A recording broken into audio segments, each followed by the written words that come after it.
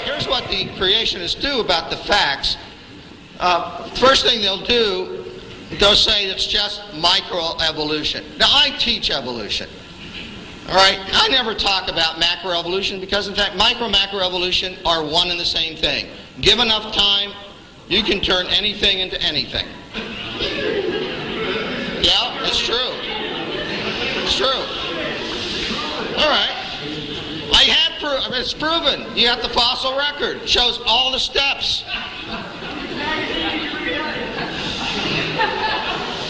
All right, so what the creationists do, they'll deny the existence of tens of thousands of transitional fossils. Go to a museum, look at the fossils yourself. They're there. First of all, fossils don't prove evolution. Okay? The fossil record is consistent with a story, a historical pattern. It's proven. You got the fossil record. It shows all the steps. Fossils don't prove evolution. And that's exactly what paleontologists work at. The fact that it's losing its legs and turning into a whale is not really, that's still an example for evolution. Yeah. Okay, go ahead. You can't go backwards. You can't go backwards? You can't go backwards because there's no backwards. There's go backwards for evolution. Right. Okay. There's no forward. There's no forward, there's no backward.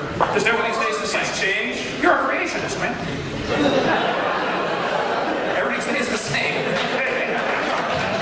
But now if you find many fossils in the dirt, If you find in fact, if you find millions of fossils in the dirt, that's proof of a flood. now that's millions. That's millions.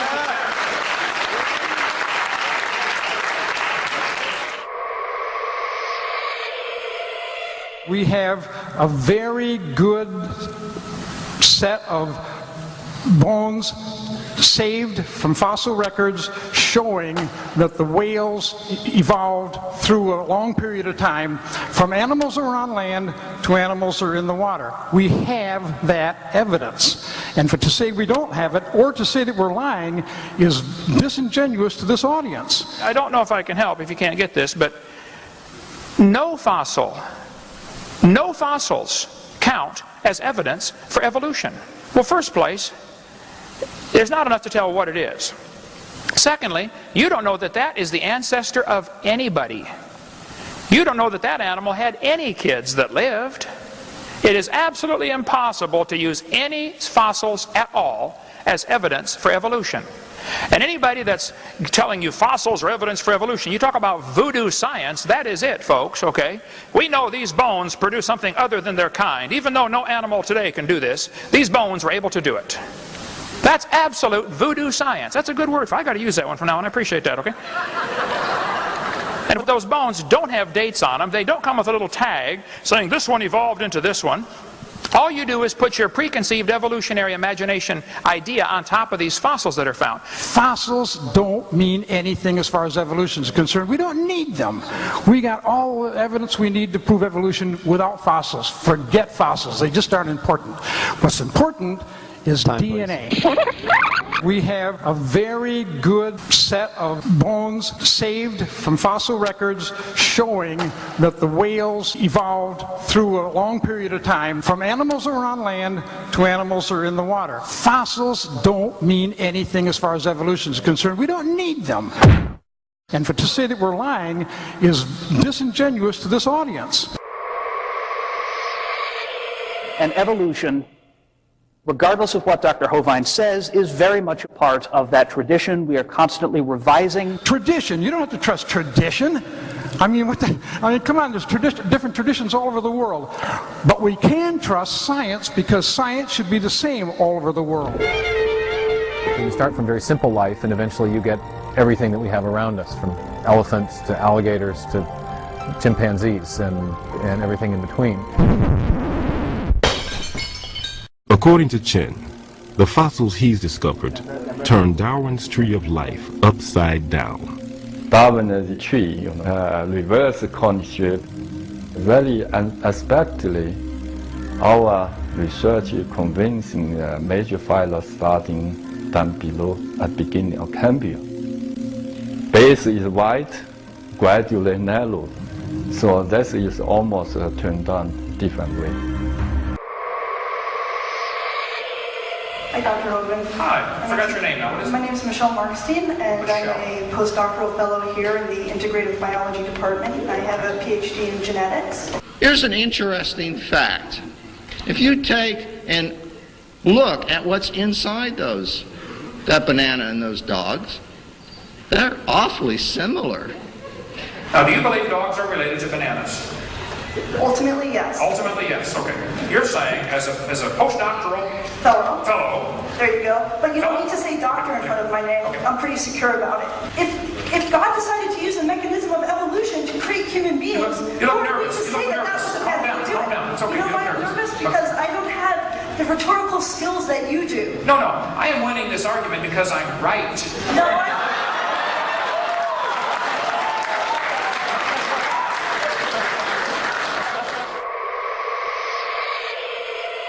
Does that prove common ancestor, or could that prove common designer? That's where you're wrong. I think it does not prove conclusively. It supports the view of common ancestry. Why doesn't it support the view of common designer? Well, why would it support the view of a common designer? Well, why do all motorcycles made by Suzuki, Honda, and everybody else have 2 wheels, and all cars have 4 wheels? It's a common design. Machinery is a horrible example. This has nothing to do with living things. Explain to me what this has to do with a common designer, because I really don't get it. I'm sure you don't get it, but I'm going to try to help you. The similarity between a Honda Prelude and a Honda Accord are pretty striking. Yes, they're from the same maker, Honda. You got the point. You got the point. I do get the point. I believe in Christ. I believe He created certain things, but Do you believe it's possible that Do you believe it's possible that humans and apes have similarities because they simply have a common designer? Is that a possibility? That they're not even related, they're just the same guy designed them all? That can be a possibility, yes. What evolution do we have? What can we see? What examples do we have of evolution, regardless of the conditions, fast or slow? Please name your best one. Well, we talk to the fossil record, right? We talk to the obvious existence of extinct and ancient life forms that have all the appearance, unless you believe a very complicated conspiracy theory, they have all the appearance of being millions of years old, right? So the fossil record, the more we fill it in, the more complete it becomes and the more powerful it becomes as evidence for evolution. Fossils don't prove evolution. Fossils don't mean anything as far as evolution is concerned. We don't need them. If people have lower back pain, that would not be proof of an ape-like ancestor, and that would be the opposite of evolution. No, it would not be the opposite of Yes, it is. I would love to explain why it's not. Okay, where's an example of where we're gaining something new? We're gaining the ability to walk on 2 legs and thus have 2 appendages free to hold things. Who taught you that? And why did you believe it? I didn't teach you that. No. I gotta come here more often. That's just what I need. Okay. I'll come here as often as you can find somebody to debate me, brother. You can call me, I'll come. You all know that evolution argues that we share a common ancestor with the great apes, the chimpanzee, the gorilla, and the orangutan. Well, if that's true, there should be genetic similarities, and in fact there are. So we have 46, they all have 48. That's very interesting. I would say I believe in a designer, but you know what? I don't believe in a deceptive one. I don't believe in one who would do this to try to fool us. And therefore, I think this is authentic, and it tells us something about our ancestry. Number of chromosomes is an interesting study. It is indeed true that chimps have 48, humans have 46. Tobacco also has 48.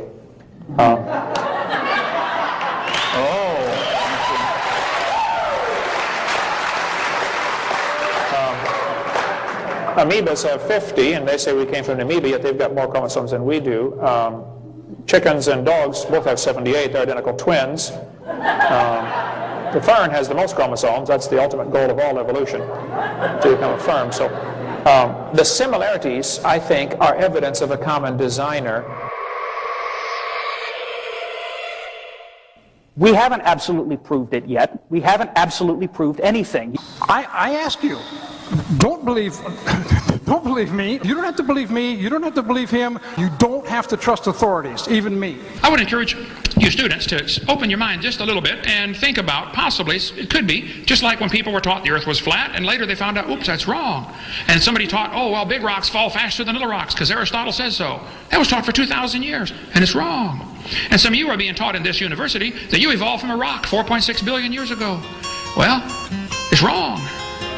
You were designed by an all-wise, super-intelligent creator who loves you and would like to forgive your sin and take you to heaven, but if you want to go to hell, that's your business, okay?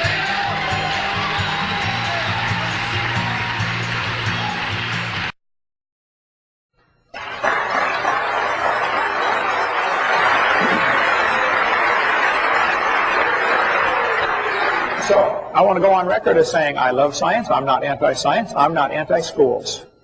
I just think the lies ought to be taken out of the books. And I don't know of anything to support the evolution theory.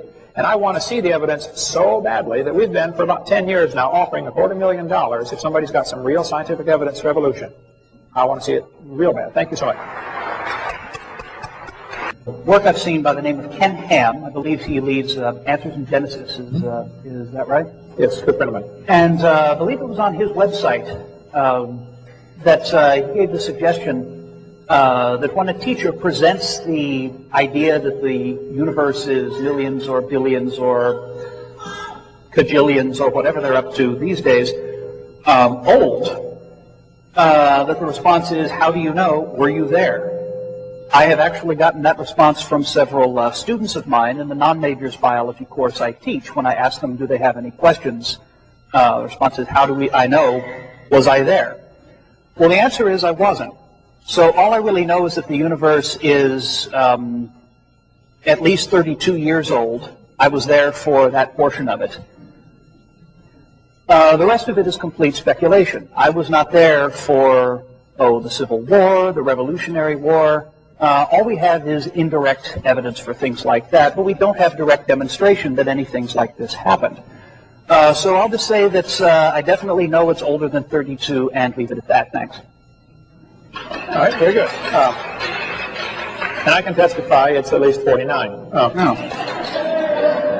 I think the type of evidence we have for the Civil War is vastly superior to the type of evidence we have for evolution. Okay?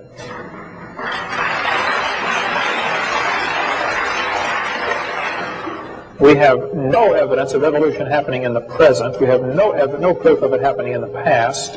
It's something people believe in, and that's a religious worldview, and it should not be taught at taxpayer expense. Evolution, regardless of what Dr. Hovind says, is very much a part of that tradition. We are constantly revising. We are constantly updating. We are constantly tossing out bad and putting in better. We haven't absolutely proved it yet. We haven't absolutely proved anything. You will never prove anything absolutely anywhere in science. It was shown by the logician Karl Popper in the 1930s. You cannot get absolute proof. Well, I'm glad to hear that you admit science is constantly changing and improving and progressing. And you mentioned about improving the accuracy of the drawings. Let me make sure I understand what you're saying. These are the drawings that Haeckel used to support the embryology idea. Okay? He flat lied. And it's not an improving of the drawings we need to get, folks. On top are Haeckel's drawings. Underneath are actual photographs. Haeckel was convicted of fraud and confessed he was a liar. Here's an Irish textbook telling the embryo's gill slits. Here's Holt biology showing gill slits. That's simply a lie. There's Glencoe biology showing gill slits, a 4th-week embryo. There's Tim Barra still teaching 115 years after it was proven wrong. Here's Kenneth Miller, 1998. I debated Ken Miller on the radio a couple of months ago. I said, Ken, why are you still teaching that? You write a lot of textbooks. He said, well, we're taking it out of the next edition. Here's a 2000 edition textbook, still has the gill slits. Here's a 2001 textbook, still teaching the kids. They look similar. These similarities provide evidence that these animals evolved from a common ancestor. But that's just a bald-faced lie. First place, they're not similar. Any similarities that there may be construed could be just as much evidence of a common designer. Why are we all paying to teach the kids this is evidence of a common ancestor in the 2001, proven wrong in 1874? And I still don't think you get it from what I'm hearing you say. You still somehow think this is evidence for evolution. Do you think the similarities of the embryos are evidence of a common ancestor? Yes or no? Sure. Okay, then you're lying to your kids. They are not evidence of a common ancestor.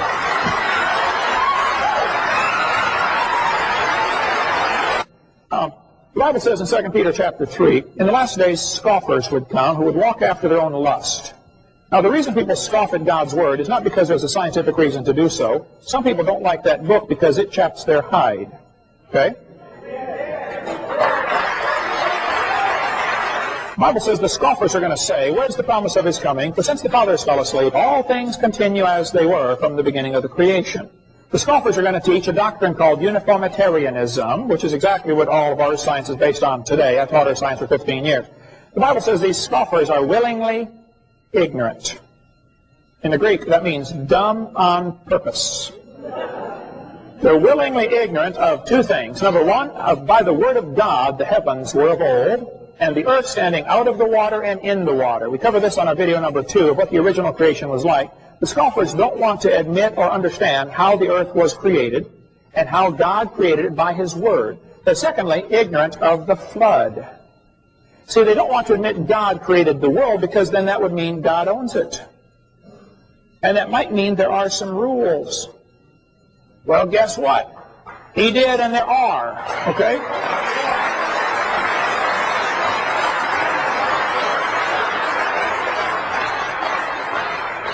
They also don't want to admit there was a flood because that worldwide flood in the days of Noah is proof positive God has the authority to judge His creation. And He's coming to judge it again whether you like it or not. And Dr. Wagner, my goal in doing these debates is to help students that have to learn this evolution stuff to see the other side.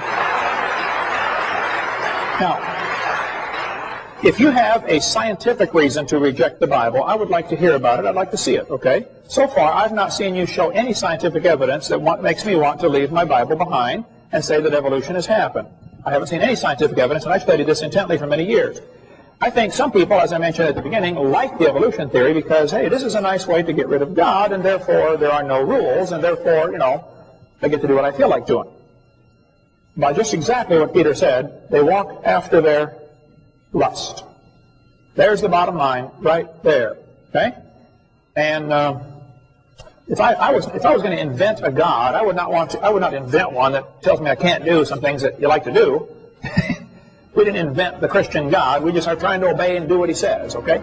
If you're here today and you're not a Christian, you ought to become one because we're all going to stand before this God that judged the world once before, and He's going to judge it again, coming real soon to a city near you. Thank you so much for coming.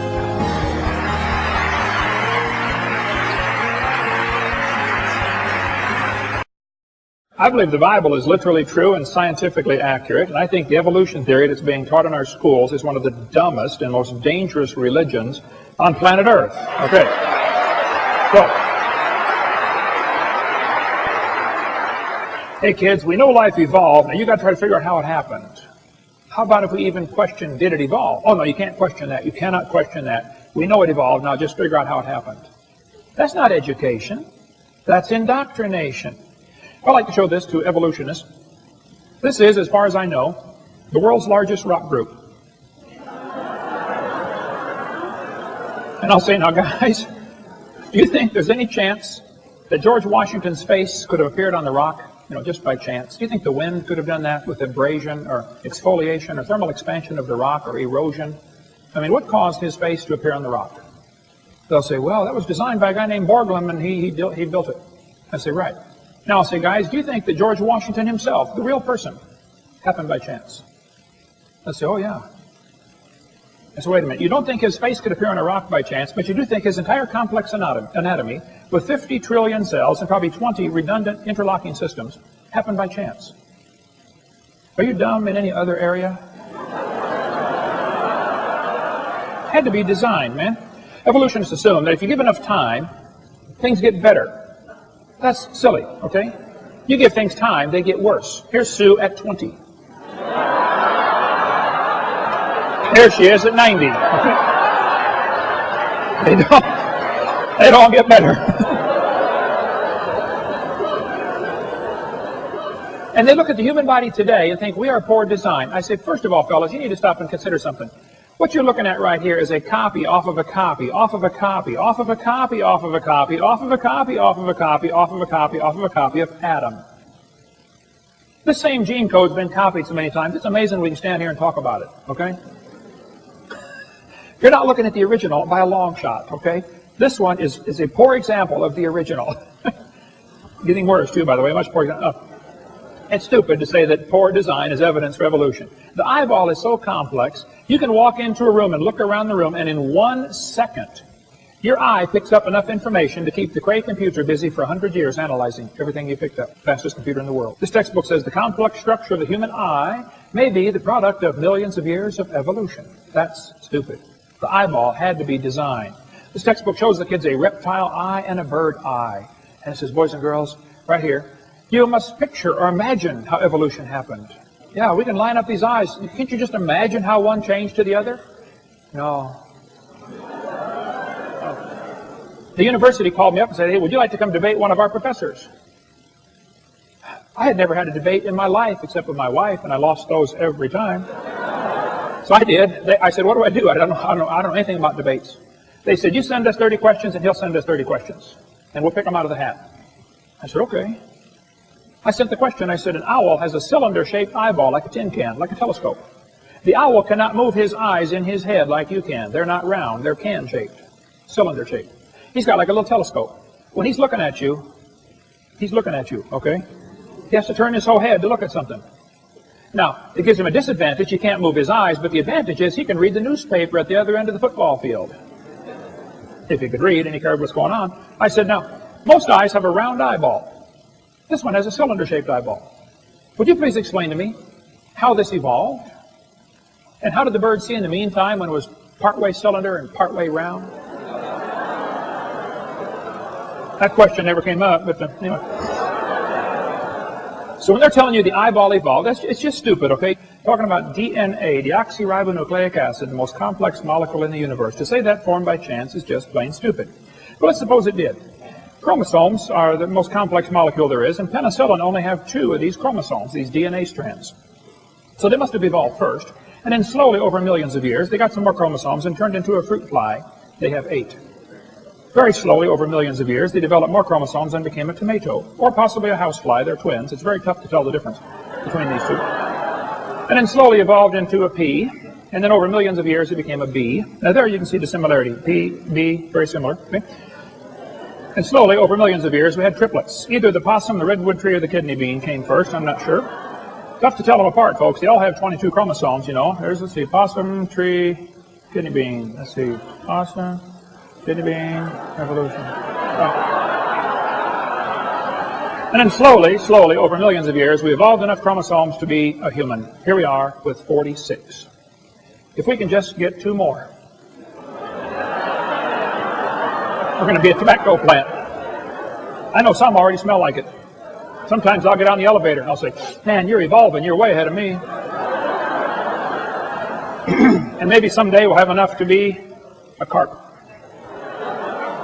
And it probably won't happen in my lifetime, but maybe star date 349572, we'll have enough chromosomes to be a fern. Why don't they talk about the chromosome number as evidence for evolution? Ernst Haeckel said, he knew that spontaneous generation must be true, not because it had been proven in the laboratory, but because otherwise it would be necessary to believe in a creator. Ah, now we're getting to the truth. Well, I'm sorry, Ernst. That's a stupid way to look at life, okay? This textbook says the humans have an appendix that is vestigial. You don't need it anymore. That's stupid. You need your appendix. It's part of your immune system, okay? If your appendix is taken out, you're going to have a serious problem. Now, sometimes you have to take it out. I understand, okay? It beats dying. But the appendix is required to activate killer B cells in your immune system, just like the thyroid activates killer T cells. If you take your appendix out, you got a much better chance of getting quite a few diseases. It's not vestigial. Just because you can live without it, so what? You can live without both your legs and both your arms and both your eyes and both your ears also. Doesn't prove you don't need it. Get that out of the book. The textbook says humans have a tailbone that is of no apparent use. That's stupid. I was in a debate one time and this atheist said, Hovind, I got proof for evolution. Humans have a tailbone they don't need anymore. I said, Mr. Patterson, I taught biology and anatomy. I happen to know there are 9 little muscles that attach to the tailbone, without which you cannot perform some valuable functions. I won't tell you what they all are, but trust me, you need those muscles. I said, Mr. Patterson, if you believe the tailbone is vestigial, I, Kent Hovind, will pay to have yours removed.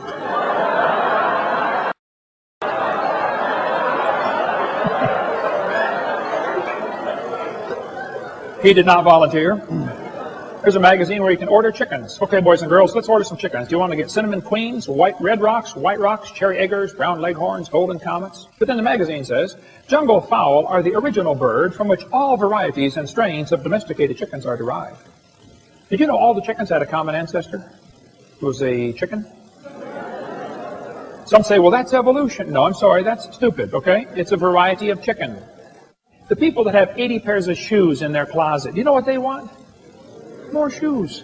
People that have $1 million in the bank, guess what they want? More. It takes us a whole lifetime to figure out things here aren't going to satisfy. Now, you can save your little life and use it for yourself if you want. That's your prerogative. You can work hard and make a bunch of money and die rich. Okay. You're going to die either way. I'll tell you one thing I found that satisfies. Give your little dash to Jesus. Say, do something with this. You can have it. Folks, there is no scientific reason to reject the Bible. There is no scientific reason to accept the evolution theory. None. Now, you might have a reason to accept the evolution theory because of your lifestyle. Well, then I can't help you. Okay?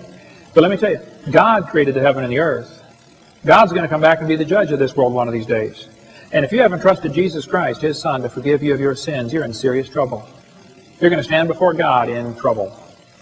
The pre-flood Earth probably had one very large supercontinent containing lush vegetation, seas, rivers, and minor mountains.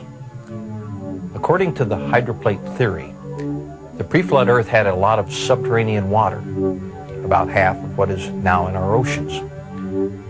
This water was in interconnected chambers forming a thin spherical shell about half a mile thick, perhaps 10 miles below the Earth's surface. Increasing pressure in the subterranean water chamber stretched the overlying crust just as a balloon stretches when the pressure inside increases. Failure in the crust began with a microscopic crack which grew in both directions at about 3 miles per second. The crack, following the path of least resistance, encircled the globe in about 2 hours. As the crack raced around the Earth, the overlying crust opened up like a rip in a tightly stretched cloth. The subterranean water was under extreme pressure because of the weight of the 10 miles of rock pressing down on it. So the water exploded violently out of the rupture. Calculations show that all along this globe-encircling crack, fountains of water jetted supersonically over 20 miles into the atmosphere. The spray from this enormous fountain produced torrential rains such as the Earth has never experienced before or after. The Bible states that all the fountains of the great deep burst open on one day. And it describes these events about 4,500 years ago, which we can now tie together scientifically in cause and effect order as the hydroplate theory. The fountains of the great deep and the expanding steam produced violent winds. Some of the water jetting high above the cold stratosphere froze into supercooled ice crystals and produced some massive ice dumps, burying, suffocating, and instantly freezing many animals. The high-pressure fountains eroded the rock on both sides of the crack and even threw up the limy contents of many pre-flood seas. Huge volumes of sediments settled out of this muddy water all over the Earth. These sediments trapped and buried plants and animals, forming the fossil record. The flooding uprooted vegetation, moving it to regions where it accumulated and quickly became coal and oil by processes we can duplicate in the laboratory today. Experiments show that as erosion widened the rupture, its width became so great that the compressed rock beneath the subterranean chamber sprung upward, giving birth to the mid-oceanic ridge that wraps around the Earth like the seam of a baseball. The continental plates, the hydroplates, still with lubricating water beneath them, slid downhill away from the rising mid-Atlantic ridge, after the massive, slowly accelerating continental plates reached speeds of about 45 miles an hour, they ran into resistances, compressed, crushed, thickened, and buckled. The portions of the hydroplates that buckled up formed mountains. Those that buckled down formed ocean trenches. This is why these features are generally parallel to the oceanic ridges from which they slid. The hydroplates, in sliding away from the oceanic ridges, opened up very deep ocean basins into which the floodwaters retreated. Every continental basin was naturally left brimful of water, producing many post-flood lakes. Each lake that grew from rainfall or drainage from higher elevations spilled over its rim at the lowest point of the rim. That eroded a little notch in the rim, allowing even more water to flow through the notch faster, cutting the soft flood-deposited sediments even deeper. This process accelerated until all the lake's water dumped through a very deep slit, forming a canyon. The largest of these was the Grand Canyon. North and east of the Grand Canyon was a huge lake that I have identified and named Grand Lake. Its dumping released more water than is in all 5 of the Great Lakes combined. Grand Lake spilled over its rim, eroded its dam, 20 miles south of Page, Arizona, catastrophically forming the Grand Canyon within a few weeks. Rapid deposition of flood deposits from tidal action means there was little time for erosion to occur between successive layers. On the long time scale envisioned by evolutionary theory, there should be considerable evidence found of erosion and infilling by successive geologic formations during the weathering expected over millions of years. The geological layers of the Grand Canyon are remarkable in showing little or no evidence of erosion between different layers. Instead, we see pancake layering, very much consistent with the rapid deposition envisioned by the flood model. Erosion did not occur until all of the layers had been deposited. But how rapidly could the canyon itself have eroded?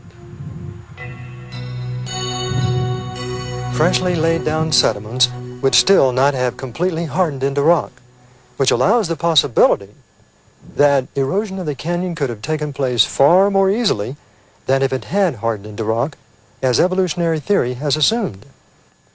However, under the right conditions, water can rapidly cut its way through the hardest of rocks, such as the granites at the bottom of the Grand Canyon. Those conditions involve cavitation. Cavitation is the rock pulverizing process associated with water flows greater than 100 feet per second. As water detaches from irregularities in the bedrock channel, vacuum bubbles are produced, inflicting hammer-like blows on the bedrock surface, literally converting the rocks into powder. A modern example of rapid erosion of bedrock from cavitation comes from Glen Canyon Dam on the Colorado River just above the Grand Canyon. Excessive snowfall from the high country of the upper Colorado River Basin in late spring of 1983 caused excessive runoff that poured into Lake Powell at rates of up to 148,000 cubic feet per second. This rapid inflow threatened to overflow Glen Canyon Dam. To control the high flow rates, the power plant was run at full capacity, releasing 28,000 cubic feet per second through the turbines. Then the outlet tubes were opened to drain another 17,000 cubic feet per second. This was still not enough. The emergency situation required engineers to risk damage to the spillway tunnel. And on June 15, the 40-foot diameter left spillway tunnel was opened to drain an additional 13,000 cubic feet per second, which was then raised to 17,000 cubic feet per second. Then on June 28, the flow was increased to 32,000 cubic feet per second. At this point, the water exiting the tunnel became red, and noticeable ground vibrations, earthquakes, were felt by engineers. large blocks of concrete and bedrock came hurling from the 40-foot diameter tunnel. After closing the spillway tunnel, the survey team discovered extensive cavitation damage. The 3-foot thick steel-reinforced concrete lining of the tunnel was penetrated by huge pits. At an elbow where the tunnel levels out, a hole 32 feet deep, 150 feet long, and 40 feet wide was cut through the lining into red sandstone bedrock. This hole required 63,000 cubic feet of concrete to fill. The repair process to the enormous hole shows the vast extent of the damage. The speed of erosion in the Glen Canyon Dam spillway tunnel occurred very rapidly during the period when the red color of water appeared and ground vibrations were generated. It is possible that cavitation was pulverizing concrete, steel, and sandstone at the rate of 1,000 cubic feet per second during the peak period of erosion. The destructive effects of cavitation at Glen Canyon Dam tell us the Grand Canyon could have been eroded very quickly by the sudden release of a huge volume of water above the canyon.